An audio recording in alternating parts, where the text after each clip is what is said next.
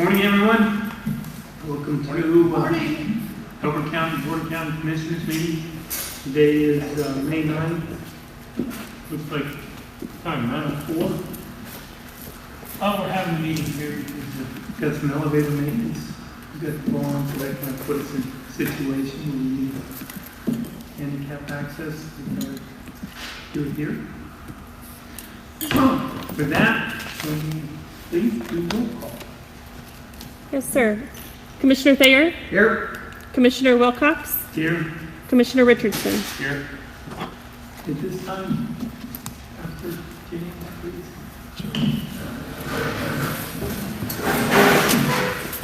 So I don't know if anybody was here last Thursday night, but it was the National Day of Prayer across our country that we met in this room. And it was the biggest turnout that we've had in the county. And at the last prayer, as the pastor was praying, the words of his prayer were something like, "Open up the floodgates." And when he did that, the rain literally started pouring down simultaneously at the same time. And I don't want to get you too excited about what I'm going to pray, but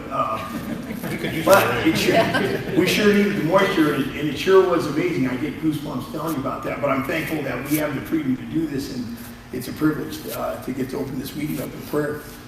Almighty God, we come before you today, and Father, we just praise you for who you are, the King of Kings and the Lord of Lords. And we thank you for what you've done for making a way for us through the wilderness of this crazy world, through your Son. And Lord, I thank you that we have the rights and the liberties and the freedoms to have direct influence in our government. I thank you for these civil servants who have sacrificed so much of their personal lives to be stewards over this county and to make wise decisions as we move forward. There are so many complex issues and so many difficult circumstances that have to be addressed, and I just thank you for them. I pray a blessing over them, over their marriages and their children, over their relationship with you and their relationship with the people of this county. And God, I pray that all that come before today, that they get to hear that you would give them the wisdom and that your hand that guided by divine providence our founding fathers would be upon them and give them insight as they hear what is presented to them, so that they can understand what's in the best interest of this county today and for the generations to come. And Lord, I thank you for the moisture that you've given us that we so desperately needed. And I thank you for the prayer event that was held in this very same place last week. And I just thank you for the privilege we have to live here and to represent you. In Jesus' name I pray. Amen. Amen. I pledge allegiance to the flag of the United States of America and to the republic for which it stands, one nation, under God, indivisible, with liberty and justice for all.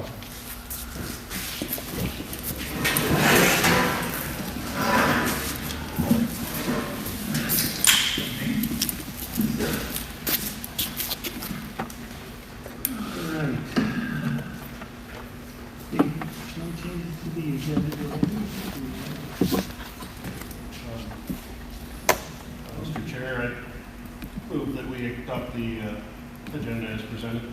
Second. All in favor? Aye. Consent agenda? Mr. Chairman, I move that we accept the consent agenda as presented. Second. All in favor? Aye. Okay, on to elected officials, department head and staff reports. First one up, how's the county, sir? We're getting there. Okay.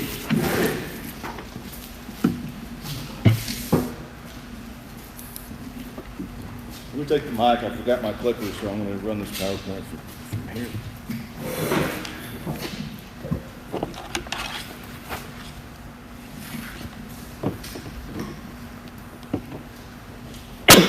Test. No. You're just talking into the recorder. Oh, well, I won't talk into the recorder. I thought it was a microphone. Much better.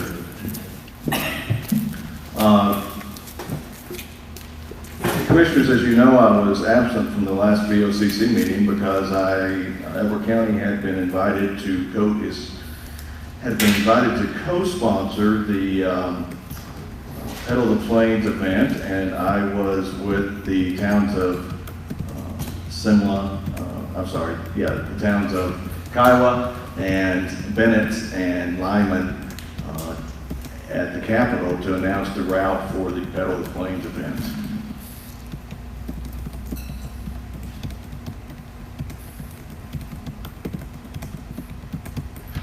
So the Pedal the Plains event, we are a co-sponsor of this event. I'm going to talk a little bit about, make sure it's up there, good. What, when, where, and why this is. There's some additional slides that have been added since we went to press with the packet. If there's anybody that wants more information on Pedal the Plains, just contact me. I'm the staff liaison right now at the county office for this event.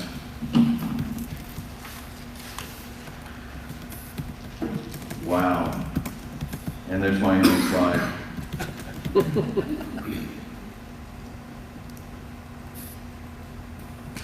So,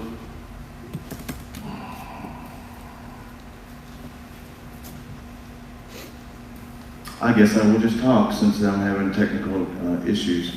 I actually have the slides here, but they're not popping up. So what Pedal the Plains is, it's an annual bike event sponsored by the Denver Post Foundation and the Governor's Office. It's a fun ride, it's not a race. The sponsors, like I mentioned, are Elbert County, Kiowa, Bennett, and Lyman. There'll be approximately 1,000 people attending this event. When will this occur? September 14th through the 16th. There will also be a sponsorship dinner the night before that will kick it off. And then Kiowa and the fairgrounds here will be the opening location for this. There'll be a band, there'll be vendors, and then after the route is completed, the ending point is also going to be the fairgrounds. The route is up on the website. We put out on Facebook. It will start here. It will run up toward Bennett and Strasburg, and then it will go over to Last Chance, and then down from Last Chance on day 2 to Lyman. And then day 3, it will run from Lyman down to Peyton, and then from Peyton up Elbert Road back to Kiowa. There is also a gravel road option that will look at some other areas of the county and outside of the county, Byers, Deer Trail, and that area. And then it will also run right down the middle of the county to Matheson and then over to Lyman.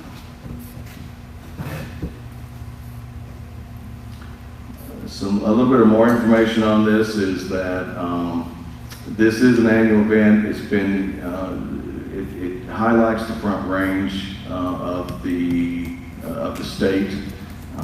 They have not been to Elbert County before. We're working very closely with some of the past routes to make sure that we've got all our ducks in a row, and we are also working closely with the Denver Post Foundation. They have an entire staff dedicated to this and Ride the Rockies, and they're coming out on regular meetings. More information, there is a Pedal the Plains website, www.pedaltheplains.com. It's also, they have a Facebook page. It's Pedal the Plains. We are also going to be relaying information on Elbert County PIO Facebook page, and we are going to have news and press releases and more information on the Elbert County website. We are looking for sponsors if anybody is interested in sponsoring this, and our biggest need is going to be volunteers. This organization works very closely with 4-H and FFA. 4-H will be doing concessions. FFA will be involved statewide as well as in local communities. We're also talking about where to place water stations and what sponsorships might look like for that. I know the governor's office is very excited about this as is Elbert County, for the potential to highlight Elbert County as a renewable energy center right now with the new solar farm that has been recently approved and the wind tower projects that we have going on. So we'll be working closely with their press department to come up with messaging in the future. Sheriff's office is going to be involved. The town of Kiowa is all in. We're going to have a lot of parking requirements. We're going to have a lot of camping comes in 3 ways. People will be pulling the RVs in, so I'm sure we'll fill up our campgrounds. Tent camping, we're just figuring out exactly where that's going to go and the best place for that. And then those that don't have a tent or don't have an RV or can't find a place for it will be sleeping in the gymnasium up at the school. And then we're going to be transporting them back and forth. So it should be a big event. One of the key questions on this is why do this? And I think I've covered that with the opportunity here to highlight Elbert County as a great place to live. We're going to get a lot of folks coming out here and seeing a lot of the county. I'd be happy to answer any questions.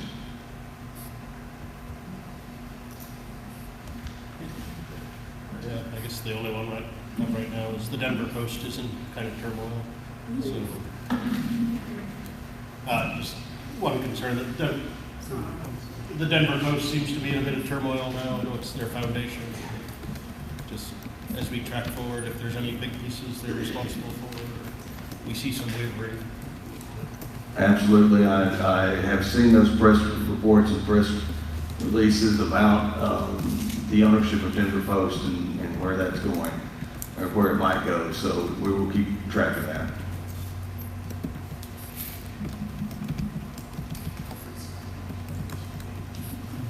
Any other questions from the commissioners? No. All right. Impact on the county, just to, it's going to take a lot of Sean's time with the fairgrounds. We are going to be packed here. We do get a little bit of money out of, from the Denver Post Foundation to sponsor this. It's not probably going to be enough to cover our time and labor, and that's why we are looking for additional sponsors, and I have a few that I'm going to be contacting for that.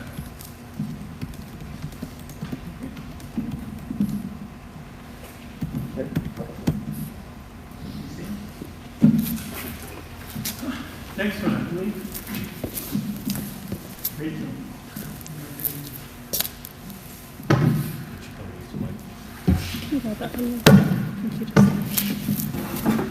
Rachel Buchanan on behalf of the Elections Department. We just wanted to let everyone know that the elections team will be hosting an election procedures evening on Wednesday, May 30th at 6:30 p.m. This is a public event, and it's intended to allow everyone to come in and ask questions, also to, just see, the procedures that a ballot goes through from the point that we actually receive it all the way through, the certification of the election. So we just want everyone to be aware of that. The flyer for this event is posted on the Elbert County website on the elections page. So feel free to RSVP. We would appreciate that if you'd like to come in and just learn more. 6:30. 6:30.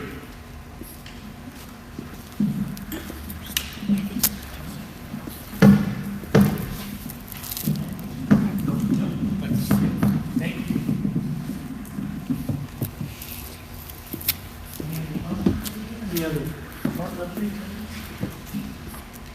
Okay, all right, thanks. Now I'll go open public comment. Reminder, this is for any items associated to anything other than what's in the discussion or action, because you'll have the opportunity to talk about them or say something then. So, no?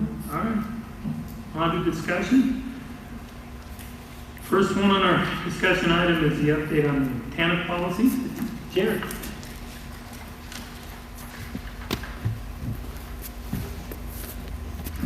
Morning, Commissioners. Can you hear me there?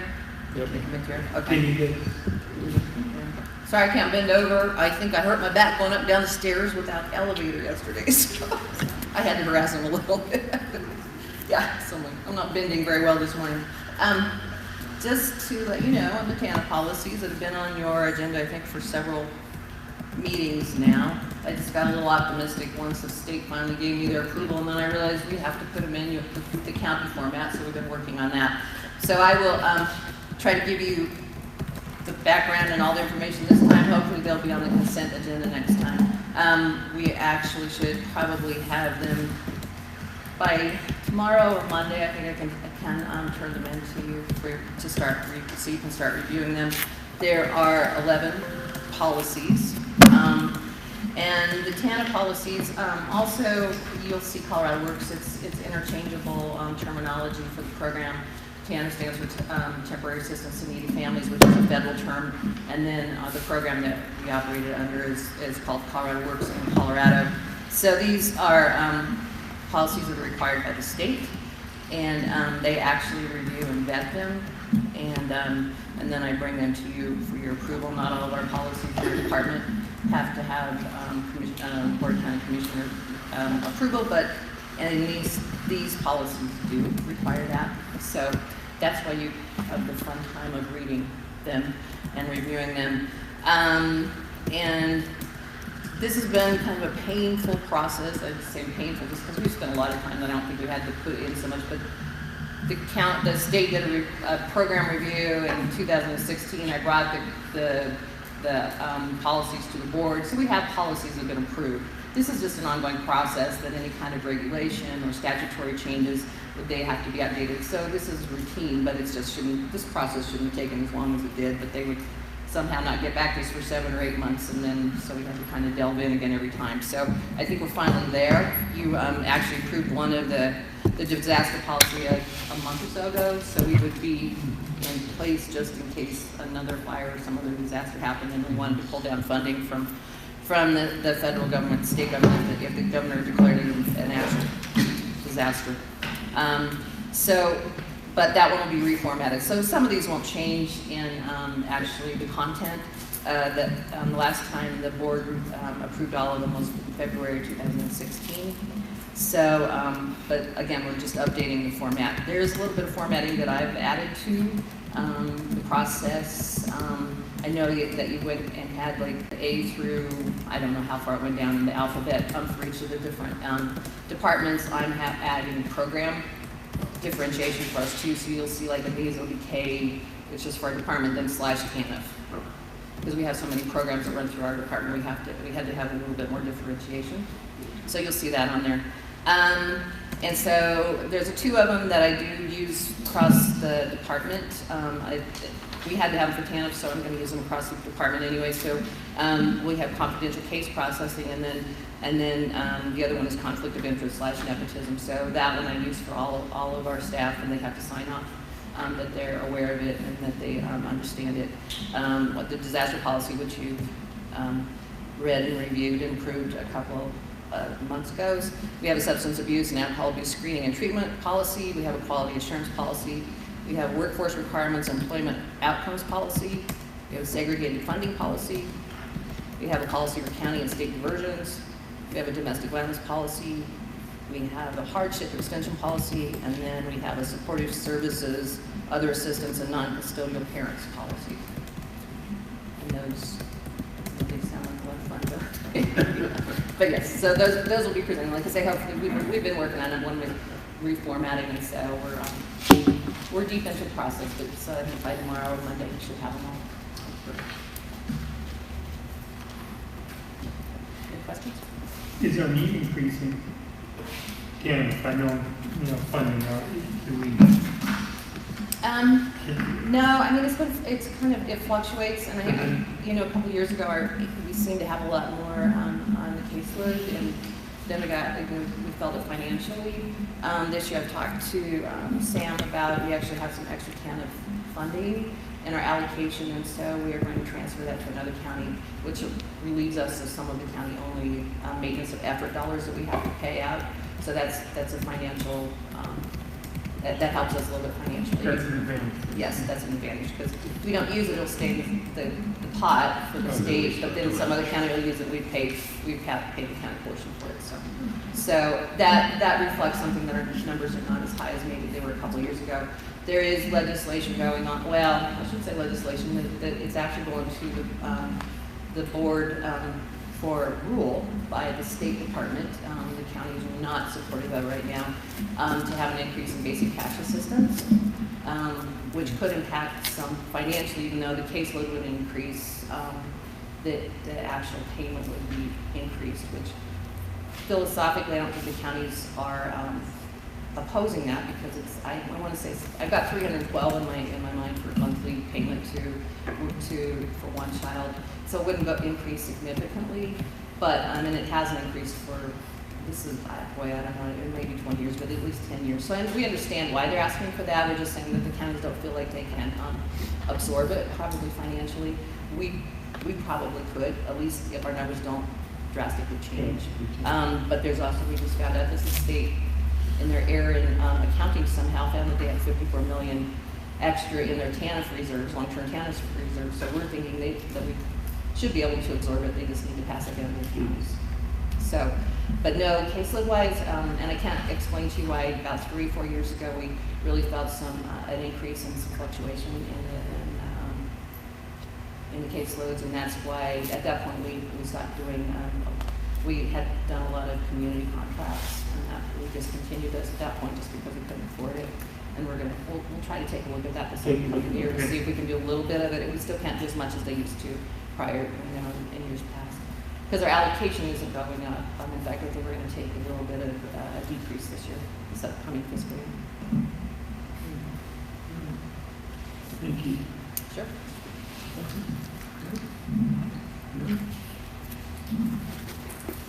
Do we have any comments? Comments?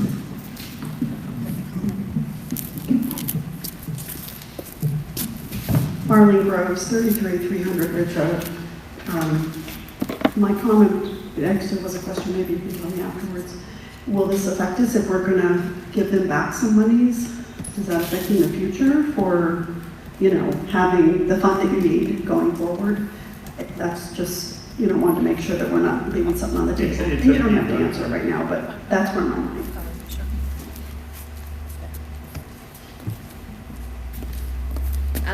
Actually, that's a good question, but no, it won't impact future allocations because there's a formula that the state uses.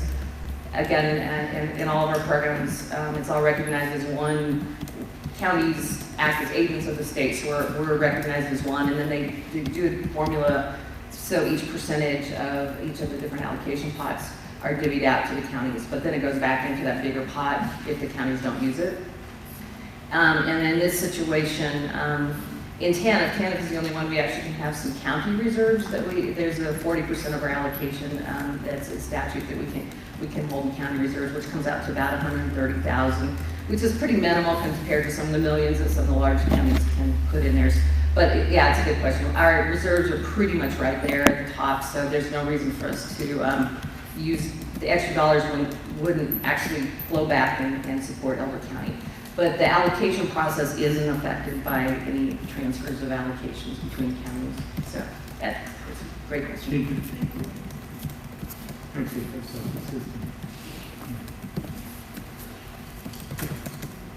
All right, next one. Let's see, we got draft records retention policy. Good afternoon, Commissioner. First, I'd like to apologize that this is taking as long as it is. In all reality, policy drafts and development shouldn't be something that take an enormous amount of time. But the one key to this one is we do want to get this right. The county has a lot of documents, and we want to make sure that we can preserve those very effectively moving forward. So we want to make sure we're right, and we want to make sure that we're capturing the needs of every different department as well as elected office. So we're going to take the time that we need on this policy just to make sure that once we have a finalized policy to bring to you, that it is what the county really needs long term. With that being said, We're still in the draft process of it. I continue to put it up in the documents just so that it's available and everybody can see what we're looking at doing.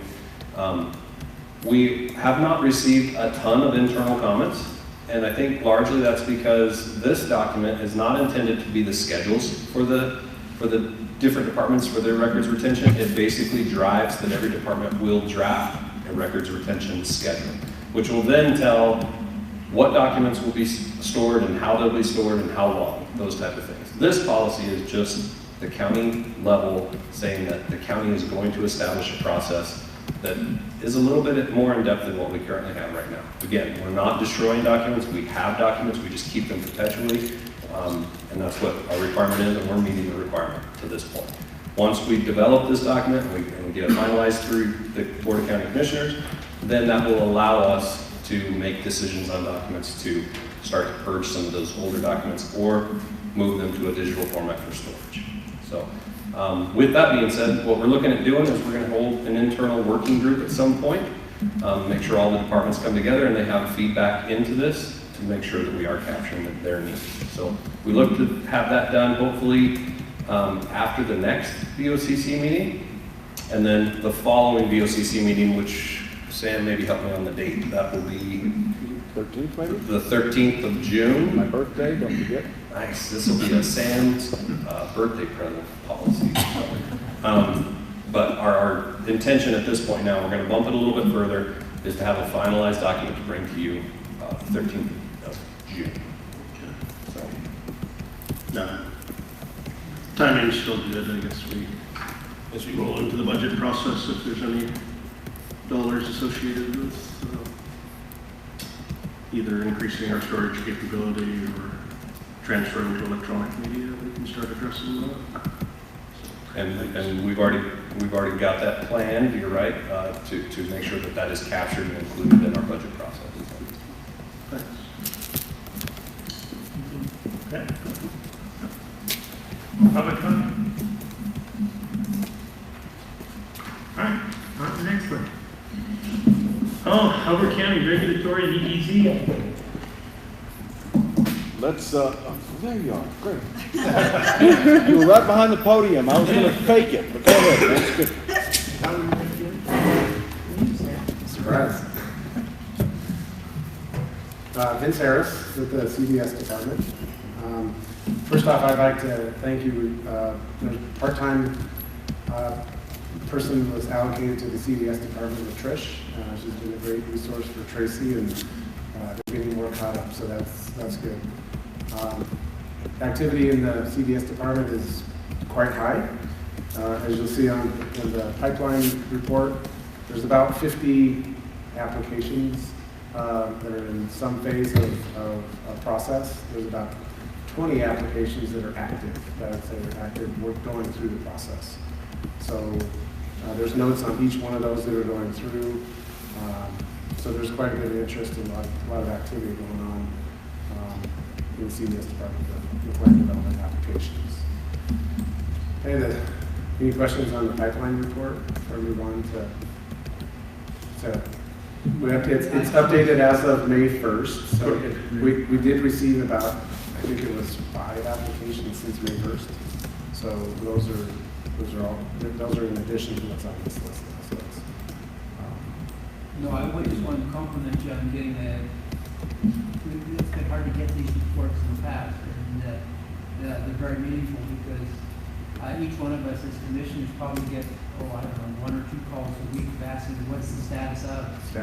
And our answer that starts out, we don't know what you're talking about, embarrasses us a little bit. So this gives us at least some knowledge of where, when, and who. Okay. Would you like me to, as I indicated, since we usually cut it off on the end of the first day of the month, do you want it like every 2 weeks? We do 1st and 15th? Because right now we got like 5 new applications. I'm told that the CDS department is fairly busy, so I was just trying to be foolish there. The whole point is that once a month is good enough. Okay. But it's very important to us and meaningful to us. As we drive around the county, each one of us will see things going on, and it's like, don't know what that is. And I would suspect that the newer cases that come in, there's usually more paperwork getting there as opposed to something happening out on the property. So, okay. The only thing that might be a little bit more interesting is the general location, if you could be a little bit more detailed, specific or something like that, because, like County Road 154 is fairly long, you know, so if it's, you know. Okay, yeah, we could, either put an address, we'll put the address in. That's fine, or. Yeah.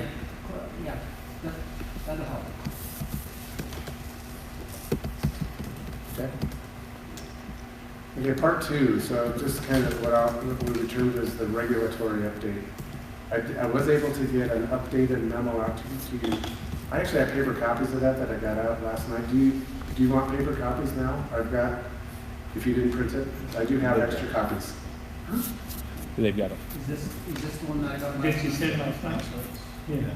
You got it? Okay.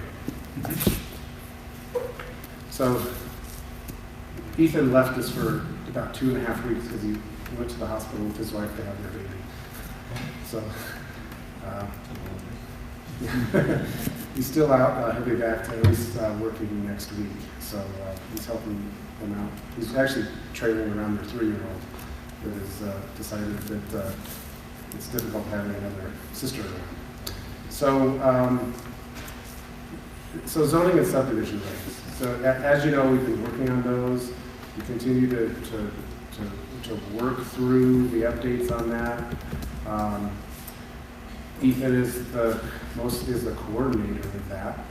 He has a draft that's getting close to being done, and based on the schedule, and so for zoning and subdivision, based on the schedule, that he did give that to me over the weekend. So the draft is we should have a draft by the end of May. And what we're anticipating doing is having a referral period, again, of about 3 weeks. We have a county commissioners study session. We're thinking on June 13th. That's Sam's birthday. Oh boy. What a great day. And these dates are, they're in a draft schedule right now, so we need to coordinate with you on other agenda items and the amount of time. So maybe we don't have land use hearings that day. I'm not sure. I don't think we would. So maybe that afternoon might be a possibility to do that in the afternoon. Then we're also looking to have a joint BOCC Planning Commission study session towards the end of June, whereby which you and the Planning Commission then can update on what the changes are included in that draft code, and if there's any changes that you think we reincorporate into it or not. So, but I think it would be good to have you along with the Planning Commission. And we might have some new Planning Commissioners by then. It might be a good time to start that process off maybe together. And then what we're anticipated taking it in July for final adoption. So that's the schedule on the zoning and subdivision code updates. So Vid Super also worked on the schedule for the EDZ, and coincidentally, many of those same dates are.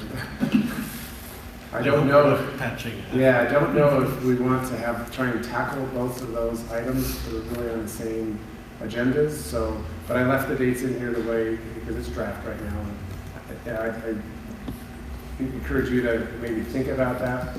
Ask us to prioritize which one you want to maybe go for first. If you want to separate them, we can kind of talk about that. You can talk about that and get back to me. So, anyway, we're in the mapping process for the EDZ implementation. That's an effort. So Corey and Vince have been working on those map documents.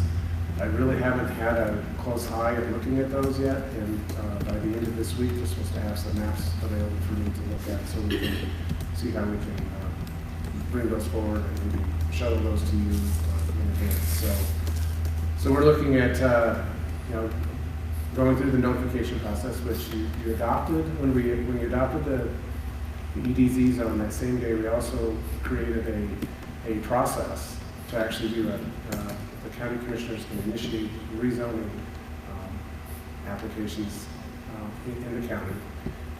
But there's a special notification process to do that. There's 3 notices that need to go in the paper in advance, et cetera, and then you have the ability, the planning commission, to recommend and then obviously then culminate with a decision by the county commissioners to change the zoning map. So putting all those notices in place and going through that process, we would anticipate around July 10th and July 25th. Again, those are similar dates to the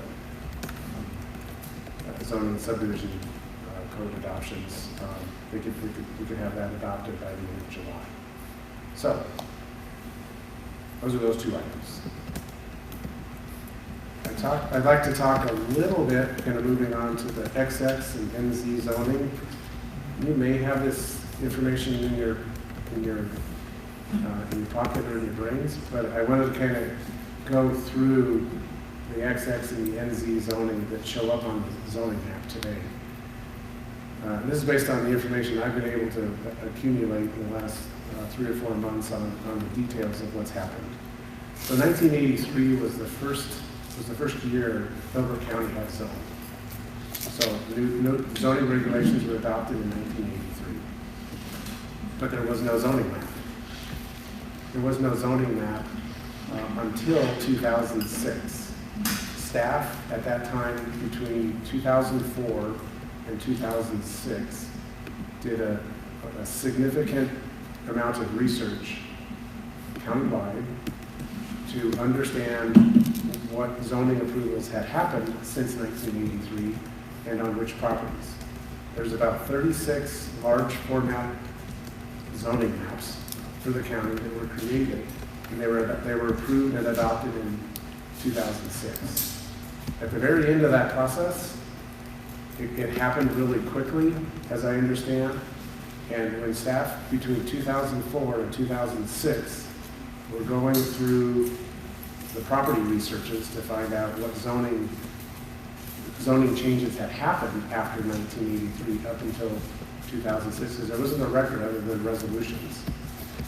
On those maps, there were X's put on properties that they didn't finish the research for to understand what the zoning was. So in the quickness of that zoning map getting adopted, those XX's stayed on the zoning maps, all those 36 milers. So, at least in my opinion, it certainly designated them as XX zoning, but there is no zone district called XX.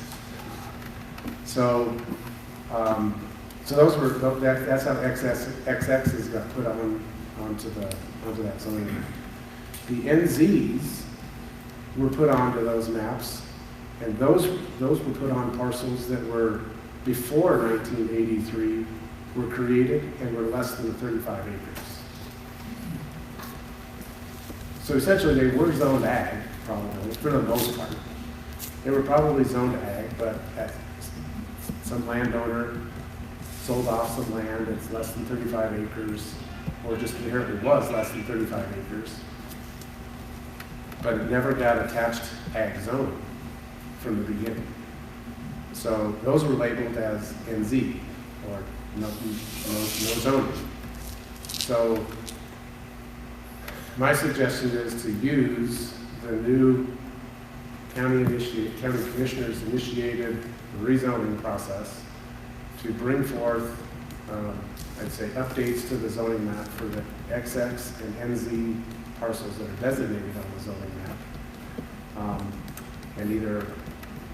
And I think we're going to have to do some research on each one of those. I think there's about 90 parcels total. We'll have to go back and do some research on each one of those. And I think what we would do is suggest what we think is either the probably historic zoning on the property, which are probably ag, or if there were other rezonings that were done adjacent to those properties, which there were, but maybe this was a remnant parcel left over. Maybe there's some A2 or R2s. There's a handful of those properties that are like that, and place that same designation adjacent to it. I can think of some of them down in the area of Albert where that's the case. And actually just show each one of those properties and designate what zone district it would be through that process.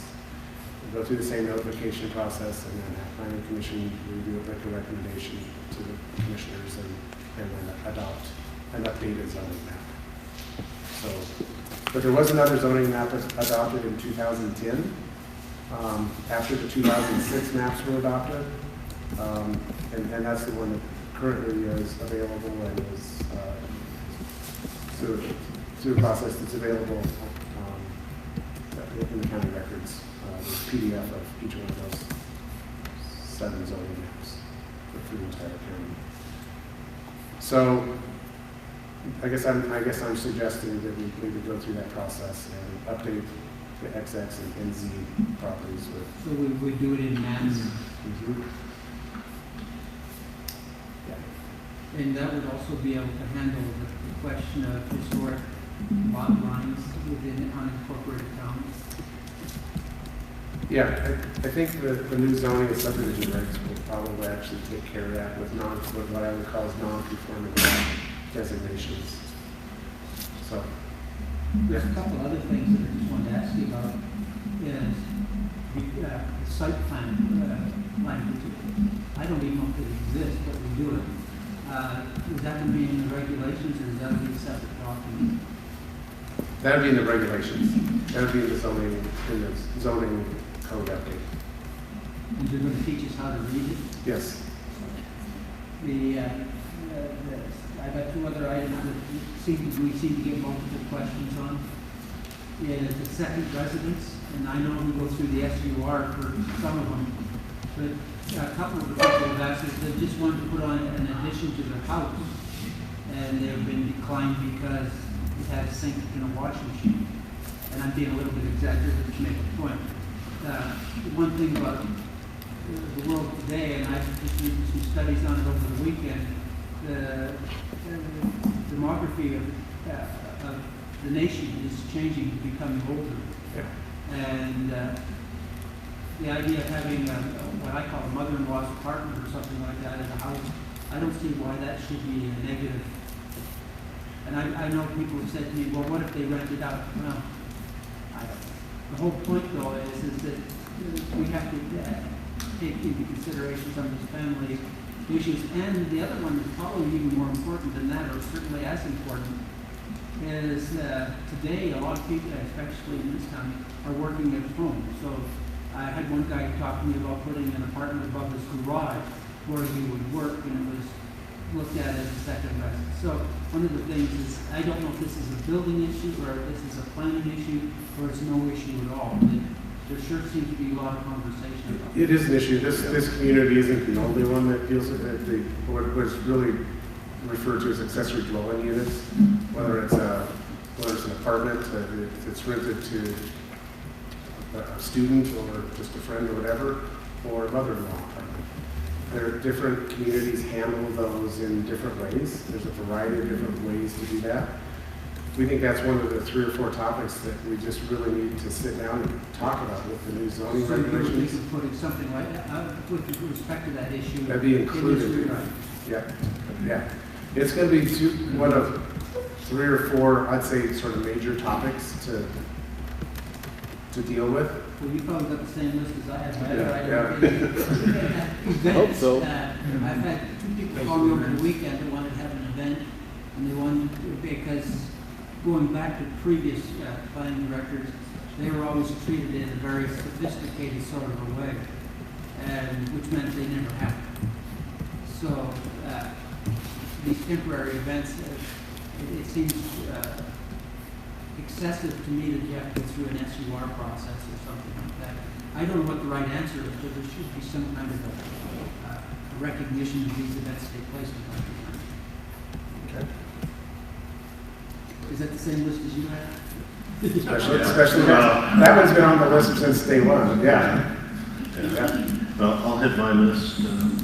And first one was actually second homes or slash tiny homes. We're getting lots of questions on those. I saw the 2011 resolution where we dealt with it as a county by just saying no, which I don't think is appropriate. And the second kind of rolls into that was how we handle variances in terms of, we have some things that thou shalt be able to do this on 20 acres or more, but if you own 19, have we just changed their world? Or I think there's some discussion we need to make on this, have on what percentage is reasonable as a kind of an administrative variance that can be granted, and when we have to go to a formal hearing. I mean, if somebody has a barn and there's a curb in the road that puts them 98 feet away, and there's a phone pole on the other side where they have to redesign everything, or can we grant them 2 feet closer to the road? That's the other one that comes up, maybe not all the time, but I do think it's important, is when we're looking at animal units and what can be done with animals, specifically looking at any particular carve out for 4-H. Sometimes the numbers of animals that are kept for shows and stuff go over that amount, but the kids that are actively involved are definitely caring for those animals. And I think whether there's a carve out for animals that are registered through the extension office, and then historic towns was the last one I had, so it was that one we had talked about. Did have a quick question just on the, you said there was a zoning map in 2006 and then another one adopted in 2010. Was that just updating things that it rezoned in that 4-year period? Or? Yeah, and it became, I would say, it became electronic, and it was created so that electronically it could get looked at easier. The original zoning maps are literally rolled up large Mylar versions. I'm not even sure they were scanned. There's, I think, 36 of them, and they're 48 by 48 inches. So I'm not sure if they were ever scanned. I've never seen an electronic version of them. They're rolled up in our office right now. It's very heavy roll of Mylars.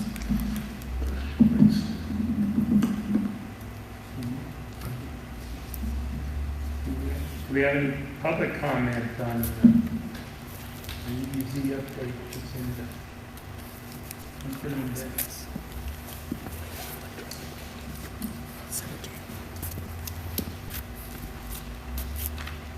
Am I done? Yeah, go ahead.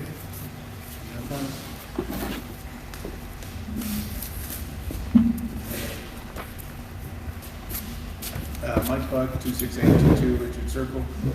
Just wanted to ask if someone had a question on the pipeline report or about the pipeline report, would they contact Vince, or would they, because I don't want to bother people if they're saying, hey, well, you need to call so-and-so, I just didn't want to. Yeah, CDS. CDS. Right? Just a quick question. And that, your question there just shows the importance of this pipeline report, because it gets the information out to the public that they can look at and say, oh, now I know what's going on. Well, there's an initial, like a case manager or context. There's an initial, like JH or JW or JF, or different initials. So it looks like there's different people that are handling that specific request or application. So I didn't know that was the case. That's absolutely true. That's easy for us to read that on the internal side. Those are just the initials of the planners that work for us in the CDS department. Okay, so I didn't know if that was someone. But we could put that, yeah, I didn't even think of putting that in the legend or something, that who JF is, that's Jackson Fagan, so that, but yeah, that's, we could add that in, I'll make a note to do that. But if they contact Tracy, she can direct them to the. Yeah, Tracy can, yeah.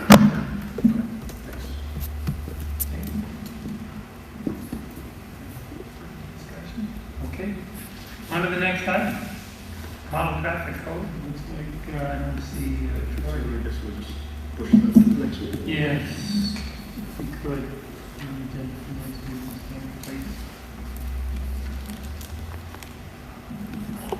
So, with that, on to roadway franchise agreements.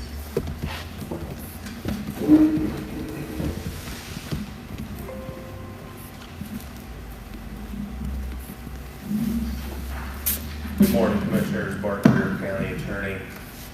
This is just a follow-up from what we discussed briefly at the prior BOCC meeting. We've undertaken in the legal department, really myself, just to kind of take a look at franchise agreements and the possibility of those, as well as looking at what language we may want in a revocable permit, and that would pertain particularly to county right-of-ways and things that are installed within the right-of-way. And what it really looks like at this point is the revocable permit, which I've got essentially a draft template of something that is probably fairly close to what we would use to be utilized in a situation where somebody like Comcast is doing an update on their cabling, putting fiber optic line, those sorts of things in. And it would really pertain primarily to telecommunications and cable companies, but it also could relate to certain pipeline projects and utility projects as well. And what that would really allow us to do is to try and protect the county's interest in making sure that, first of all, we know what's going into the right-of-ways, where those are going in, and it requires certain setbacks and I guess relocation of certain items, whether they be cables or utilities, if there's perhaps a road widening or something like that. Additionally, it also would give us a little additional protection in the instances, which does happen on occasion, where we're doing something on the right of way and maybe we've cut a cable or there's some sort of damage that's done to one of these companies' equipment.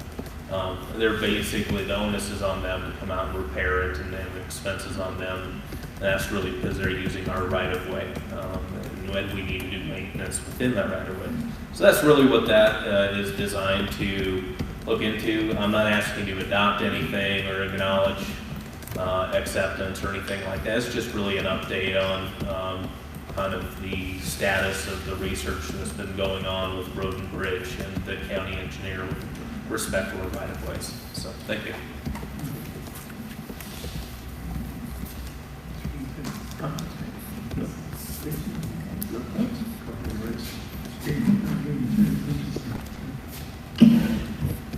All right, any comments on right-of-way franchising? Okay, on the next thing. Briefing on affordable housing projects in Norfolk County.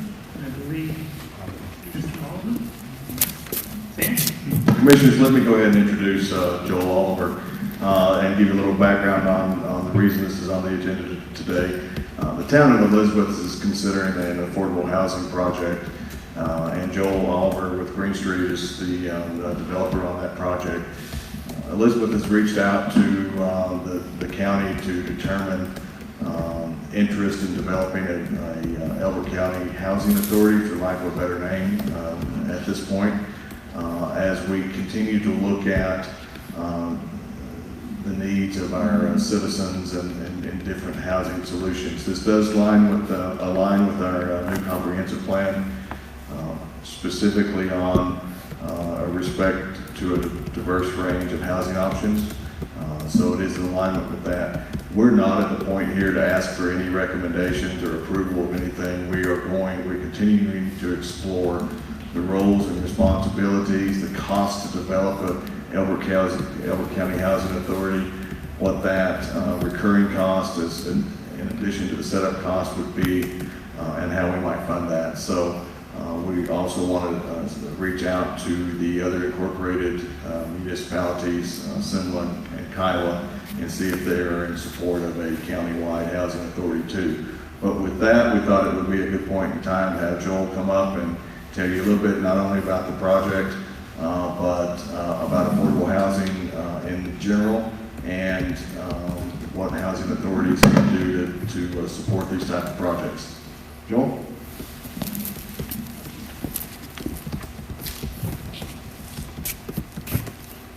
Thank you, Sam. I appreciate that. Thank you all very much for having me out today. I appreciate it. I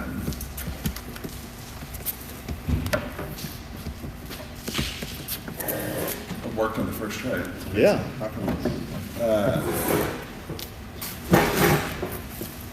Yes, so as Sam said, we've been working with the city of Elizabeth on the potential of doing this project. We've been working with the county for several months now, just coordinating so that they knew what we were doing. So we thought it would be good to just very quickly run through at a high level some information. I think Sam has this PowerPoint presentation, so if there's anything you want to see more detailed, we can follow up on, but I don't want to belabor the point here today.